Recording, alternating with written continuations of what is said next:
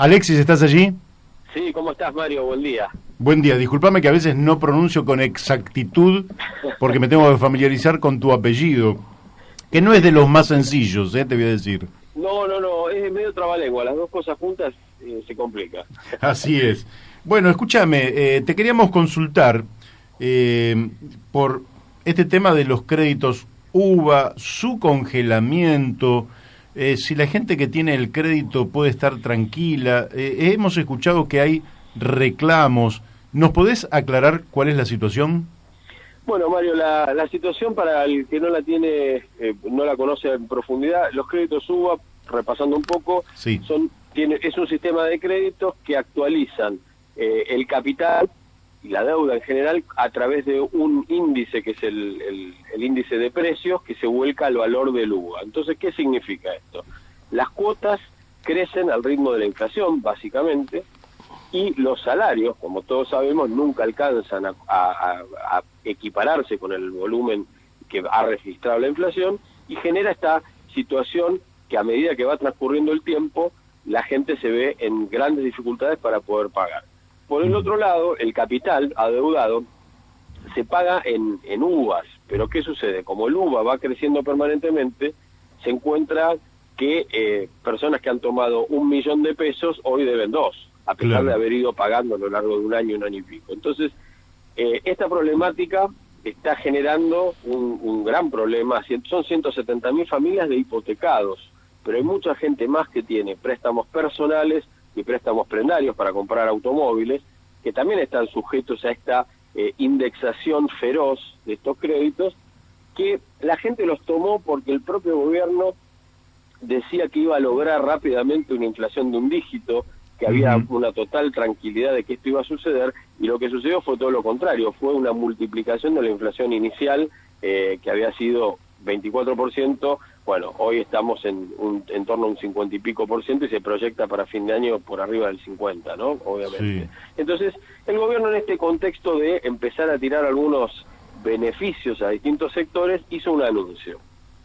Dijo que de acá a fin de año iba a congelar las cuotas para los créditos hipotecarios UBA de un determinado grupo de personas específico, que no es la totalidad de los créditos que existen. ¿Y esto qué sucede? Hoy la gente no puede pagar, mucha gente tiene dificultades para pagar la cuota. Entonces, durante 3 meses va a tener este problema, pero al cabo de 3 meses, en enero, después de todo el proceso eleccionario, la cuota se va a ajustar por todo lo que no se ajustó en este tiempo. No es que desaparece el UVA. Y Claro. siguen insistiendo con este mecanismo. Entonces, los tomadores de créditos UVA lo que están planteando es directamente la modificación de todo el sistema para que el problema se resuelva de ahora y para siempre, y no que sea un paliativo que tampoco parece ser muy atractivo para los afectados, ¿no? Así es, quiere decir que lógicamente da la impresión de ser como un manotazo de ahogado donde el presidente Mauricio Macri, bueno, aliviaría el peso de la cuota por lo que le falta de gobierno, pero toda la indexación vendría de un saque en enero, con lo cual puede ser cierto que haya familias que después de pagar la cuota, aunque sus ingresos no son malos, pero después de pagar la cuota casi entran en la zona de pobreza. Absolutamente, porque mira, muchos de estos créditos fueron otorgados en función de la relación de dependencia y tienen el débito automático de la cuota cuando la gente cobra el salario. Ujú. Pero lo que ha pasado es que no solo la cuota se ajusta por inflación y los sueldos no se han ajustado por inflación, los otros gastos, la plata que le queda a la gente después de haber pagado la cuota, han subido en algunos casos, temas específicos y imposibles de eludir en la economía familiar, por arriba de la inflación. Los medicamentos, el transporte, alimentos y Claro. bebidas registran crecimiento superior al de la inflación. Entonces, ¿qué sucede?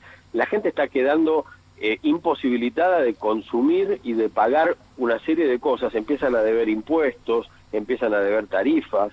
Realmente la problemática es mucho más compleja que cuando se mira solamente el cumplimiento del pago de la cuota. Entonces están volcando a mucha gente a una vida muy miserable, y además otra cosa que se habla poco, de golpe está en cabeza de un miembro de la familia el débito automático de la cuota porque cobra un sueldo y todavía lo mantiene. Pero la correlación cuota-ingreso quizás se armó sumando a otros familiares, inclusive algunos que son autónomos, cuya demanda de trabajo ha caído muchísimo. Entonces, hoy la realidad económica de ese grupo familiar que tomó un crédito, que sumó ingresos, es otra. Claro. Entonces, esta problemática no está contemplada en ningún tipo de planteo de los que se hacen para resolver el problema, y creo que ahí es donde radica el problema más serio. No se está trabajando con la seriedad suficiente este tema que afecta a tanta gente. Vos que estás vinculado al tema y a muchos de los tomadores de créditos UVA, ¿qué salida están proponiendo para poder, digamos, cuando se retome, cuando se salga de este, digamos, de este perdón transitorio sobre los aumentos y ya seguramente tengamos otro gobierno? ¿Qué planteo están pensando?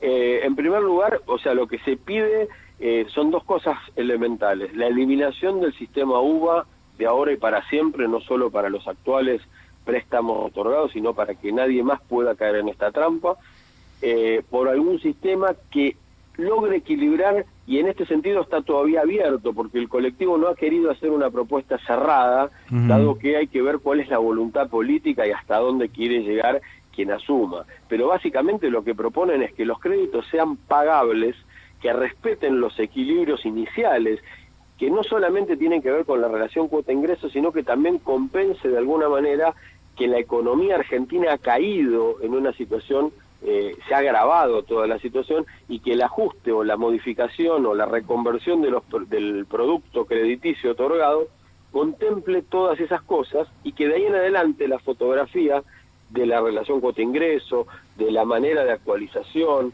de las tasas de interés, permitan la sustentabilidad del proceso a lo largo del tiempo para que sea pagable. Pues la gente quiere pagar, quiere retener su vivienda, pero no quiere convalidar la usura, tampoco quiere que sea simplemente una ecuación simple que no contemple la realidad de lo que nos ha tocado. Estamos viviendo una crisis económica muy severa en lo que tiene que ver con los ingresos de la gente que ha tomado los créditos, y entonces la propuesta es eliminación del UVA con un recálculo que permita la sustentabilidad y que sea pagable para la realidad económica de todas las familias. Bien, muy bien. Ahora, también es cierto, Alexis, que el logro, el gran logro de este gobierno, que es unir la recesión con la inflación, virtualmente invalida cualquier solución, porque evidentemente de esto hay que salir.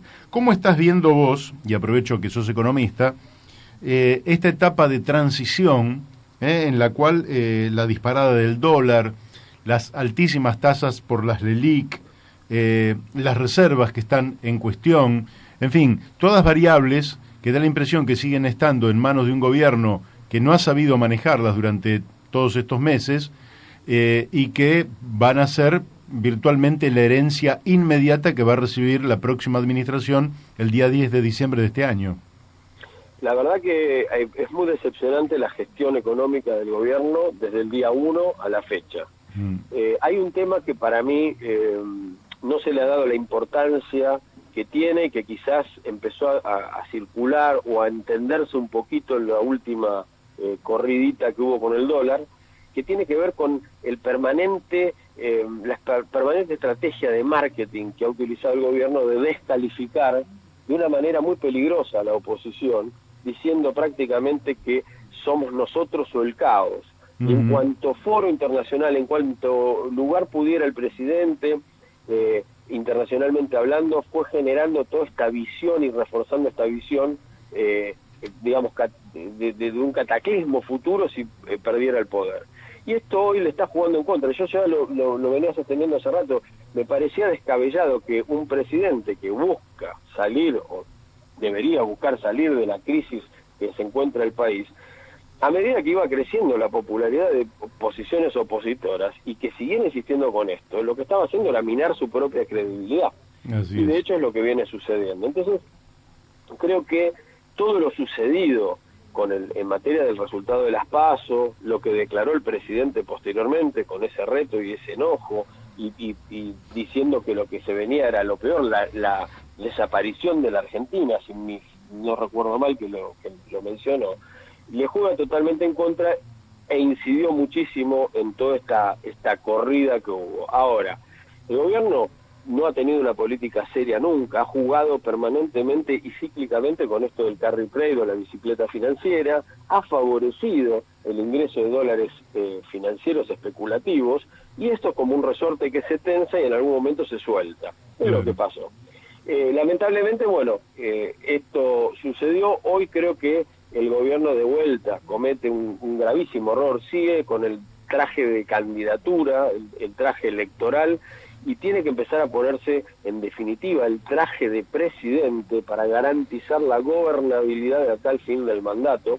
Creo que esa es inclusive su mejor herramienta electoral, porque si empieza a hacer eso y deja un poco de lado el discurso cansador de seguir profundizando la división, puede ser que tenga hasta inclusive mejor resultado y más apoyo.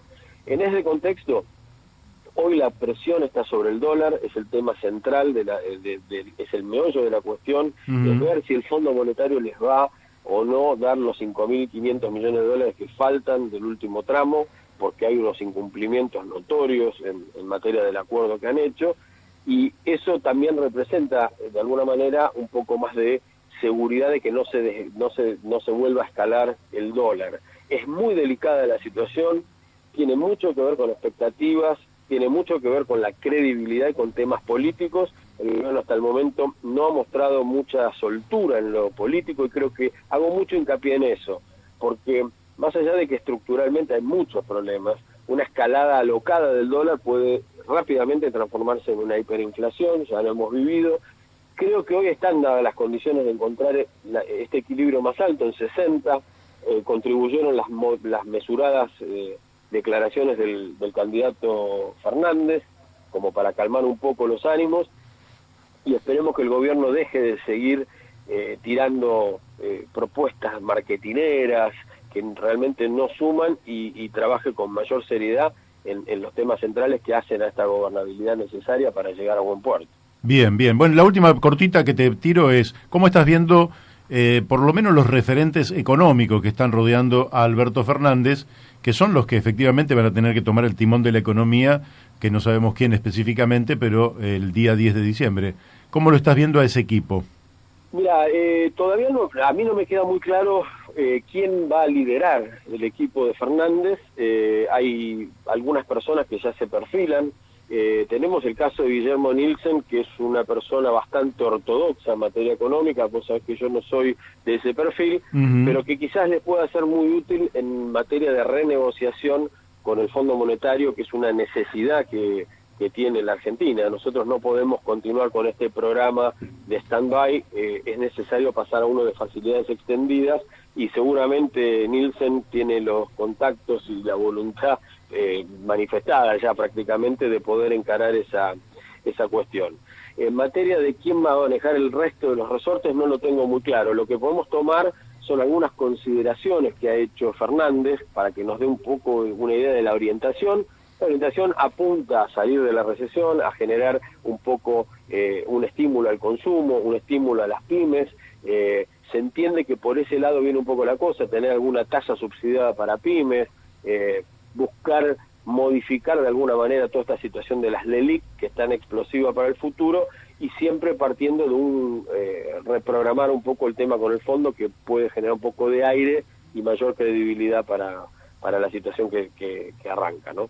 Bueno, Alexis, te agradecemos mucho esta participación en La Brújula, Por favor. Y como siempre te vamos a volver a molestar, ¿eh?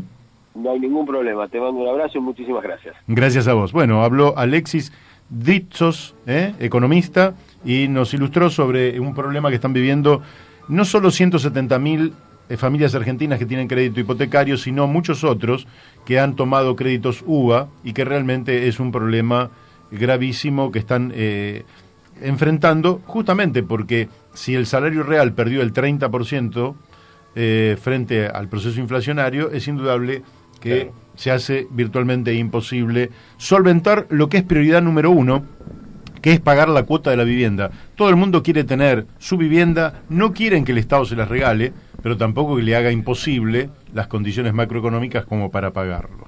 Así que le agradecemos a Alexis su participación en el programa.